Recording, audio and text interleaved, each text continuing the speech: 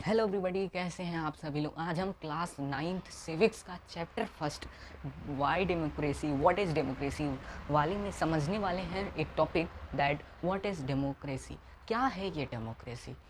Democracy क्या है? Democracy एक ऐसी फॉर्म ऑफ गवर्नमेंट है जहाँ पर जो गवर्नमेंट है वो पीपल के द्वारा इलेक्ट की जाती है। ठीक है, ये डेमोक्रेसी तो ठीक है, मतलब डेमोक्रेसी हमें डिफ्रेंशिएट करती है डेमोक्रेसी नॉन डेमोक्रेसी में। डेमोक्रेसी को सबसे अच्छी फॉर्म ऑफ गवर्नमेंट माना जाता है। क्यों डेमोक्रेसी को सबसे फॉर्म ऑफ गवर्नमेंट माना जाता है, ये सब हम इस चैप्टर में डिस्कस करेंगे। तो सबसे पहले देखना है कि हमें डेमोक्रेसी को क्यों डिफाइन करना है। व्हाट इज़ डेमोक्रेसी से पहले हमें देखना होगा कि वाई डिफाइन डेमोक्रेसी। डेमोक्रेसी तो हम जानते हैं, फिर उसे डिफाइन क्यों करना है। जिस तरह हमें डेमोक्रेसी को क्यों डिफाइन करना है, डेमोक्रेसी को क्यों पढ़ना है, हमें डेमोक्रेसी को इसलिए पढ़ना है ताकि हम डेमोक्रेसी और नॉन डेमोक्रेसी वाले गवर्नमेंट्स को आपस में डिफ्रेंशिएट कर सकें। हमें डेमोक्रेसी के डेफिनेशन को जानना होगा। क्यों हमें डेमोक्रेसी के डेफिनेशंस को जानना होगा? हमें डेमोक्रेसी के डेफिनेशंस को इसलिए जानना होगा ताकि हम अच्छे से जान सके कि क्या है डेमोक्रेसी, और उस डेफिनेशन का इस्तेमाल कर हम उस कंट्रीज़ को डिफ्रेंशिएट कर सकें जो कि कहती हैं कि मैं डेमोक्रेसी हूँ लेकिन वो डेमोक्रेसी नहीं है। जैसे कि हम जैसे कि हमें पेन पेंसिल रेन, हमें बरसात, रेन का डेफिनेशन क्यों चाहिए? रेन तो हम डेली यूज़ करते हैं, लेकिन हमें भी रेन का डेफिनेशन चाहिए। हमें तब रेन का डेफिनेशन चाहिए जब हमें रेन को स्नोफॉल से डिफ्रेंशिएट करना हो, जब हमें रेन को किसी दूसरे यानी कि आंधी बिजली से अलग करना हो, तब हमें क्या चाहिए? तब हमें रेन की परिभाषा चाहिए। इसी तरह डेमोक्रेसी की हमें डेफिनेशन चाहिए। क्यों चाहिए? ताकि हम उसे डेमोक्रेसी को डिफ्रेंशिएट कर सकें जो नॉन डेमोक्रेटिक है वैसे उस गवर्नमेंट में। ठीक है, तो डेमोक्रेसी को डिफाइन, डेमोक्रेसी आया है ग्रीक वर्ड से जिसका मतलब होता है डेमोक्रेशिया। ठीक, जिसमें डोमोन्स का मतलब होता है पीपल, क्रेशिया का मतलब होता है रूल, यानी कि पीपल का रूल, पीपल का रूल। ठीक है, इस समझ में आ रहा है? तो क्या पीपल का रूल ही डेमोक्रेसी है? नहीं, ऐसे बहुत से कंट्री हैं जहाँ पर पीपल के रूल होते हैं, तो क्या सब वो डेमोक्रेसी है? नहीं। जिस तरह कंप्यूटर आया था कहाँ से? कैलकुलेट से। और कम कैलकुलेट मतलब क्या आज हम कंप्यूटर को केवल कैलकुलेट करने के लिए यूज़ करते हैं? नहीं, हम कंप्यूटर को और भी कामों के लिए यूज़ करते हैं। आजकल तो मूवीज़ देखते हैं, गेम्स खेलते हैं, स्टडी करते हैं। तो कंप्यूटर आया था क्या करने के लिए? कैलकुलेट करने के लिए। और बन क्या गया आज? कुछ दूसरा। उसी तरह डेमोक्रेसी तो आया है पीपल का रूल, लेकिन अब डेमोक्रेसी क्या है? तो ये हमें जानना होगा और ये हमें अच्छी तरीके से जानना होगा। अब्राहम लिंकन ने कहा था डेमोक्रेसी है for the people, by the people, of the people. For the people मतलब जनता के लिए, बाय द पीपल मतलब जनता के द्वारा, और ऑफ द पीपल मतलब जनता का, जनता का, जनता के लिए, जनता के द्वारा। तो ये सब मतलब इसमें सेंटर क्या है? जनता, पीपल, पीपल। तो सेंटर क्या है? पीपल। डेमोक्रेसी में सेंटर पीपल है, तो सब कुछ पीपल का ही चलना चाहिए भाई, अपनी मनमर्जी नहीं चलाओगे तुम। ये अब्राहम लिंकन का बहुत अच्छा कोट है डेमोक्रेसी से रिलेटेड। तो डेमोक्रेसी का एक सिंपल डेफिनेशन से हम स्टार्ट करते हैं। डेमोक्रेसी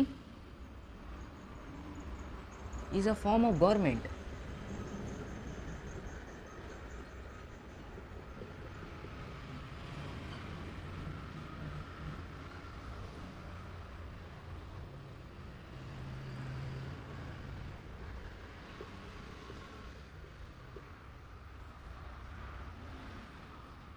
डेमोक्रेसी एक ऐसी फॉर्म ऑफ गवर्नमेंट है जहाँ पर जो रूलर है वो पीपल के द्वारा इलेक्ट किया गया है। तो ये हमारी डेफिनेशन हो गई।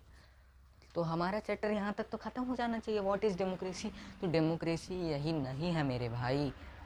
क्या जितनी भी कंट्रियाँ हैं वो सब इलेक्शन कराती हैं तो वो डेमोक्रेसी हो गई? नहीं।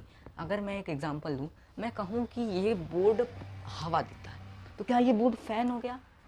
नहीं। मैं कहूँ सारी चीज़ें हवा देती हैं, तो क्या वो सारी चीज़ें फ़ैन हो गई? नहीं। बोर्ड तो बोर्ड ही रहेगा, चाहे वो हवा देने लगे तो फ़ैन नहीं हो जाएगा। समझे बात को? फ़ैन हम उसी को कहेंगे जो कि चक्रधारी होगा, ऐसे फ़ैन देगा। अब बोर्ड हवा देने लगी, मान लो हवा टकरा के आई और मेरे मुंह पे लगी, तो वहाँ से समझो मैंने कह दिया कि बोर्ड हवा दे रहा है, तो बोर्ड हवा दे रहा तो क्या बोर्ड फैन हो गया? नहीं। उसी तरह सारी कंट्रियाँ अगर इलेक्शन करा रही हैं तो क्या वो सारी कंट्रियाँ डेमोक्रेसी हो गई? नहीं। अगर ऊपर ऊपर देखोगे तो आप कहोगे कि सब कंट्री डेमोक्रेटिक है, लेकिन अंदर झांक के देखना जितनी भी कंट्रियाँ इलेक्शन कराती हैं क्या वो डेमोक्रेसी है? नहीं। तो इसलिए हमें डेमोक्रेसी, ये जो डेफिनेशन है ना, इसकी मदद से हमें डेमोक्रेसी जो दिखा रही हैं कि डेमोक्रेसी है लेकिन वो है नहीं, उस कंट्रियाँ को हमें डिफ्रेंशिएट करना होगा। आई थिंक आपको पूरा डेमोक्रेसी का कॉन्सेप्ट समझ आ गया। मतलब हमें क्यों पढ़ना है, हमें क्यों डेमोक्रेसी पढ़ना है, इसलिए पढ़ना ताकि हम डेमोक्रेसी और नॉन डेमोक्रेटिक गवर्नमेंट्स को आपस में डिफ्रेंशिएट कर सकें, जो दिखा रही है कि वो डेमोक्रेसी है और जो असल में है, तो जो दिखा रही है वो नॉन डेमोक्रेटिक है और जो असल में है वो डेमोक्रेटिक है। ठीक, जैसे कि चाइना में एक ही पार्टी है, चाइना में इलेक्शन होते हैं, तो क्या चाइना डेमोक्रेटिक है? नहीं।